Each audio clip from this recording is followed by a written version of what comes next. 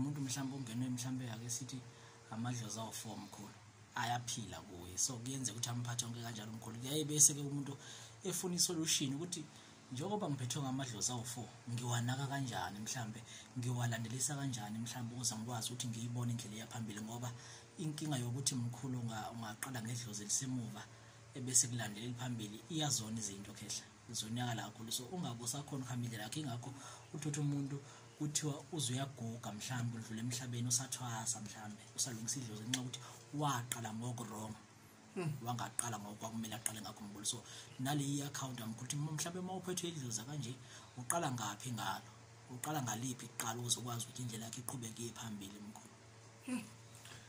So umuntu akaphathwa nje elinye idlozi futhi ungakwazi ube ne1 mara kunesikhathi esinye abanye abana more than one kuyenzeka mkhulu. So nje akulula ukuthi uphathwe idlozi elilodwa nje, ukuthi ube nedlozi elilodwa, uthi unedlozi elilodwa cha mkhulu, lokho cha ngiyaphika nakimi mkhulu. So umuntu uyaphiwa amadlozi ukuthi mhlawumbe uphethwe ledlozi leli naleli naleli yiwaphila kuye. So yena kumele bese efuna isixazululo noma ngithi isolution ukuthi njengoba ngiphethwe ledlozi leli naleli naleli kumele ngiqale ngaleli ngilungiselele ukuze likwazi ukuthi leli likhululeke mkhulu.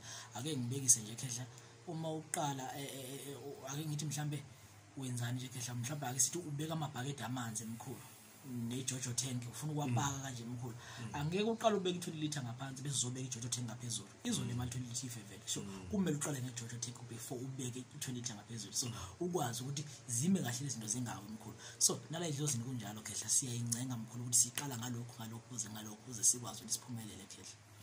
Unokuthi uphathwe ileli lingafuna ukuthi uyothwasa khehla, kuyenzeka mkhulu ukuthi uphathwe yilo khehla ukuthi leli licha alifuni ukuthwasa.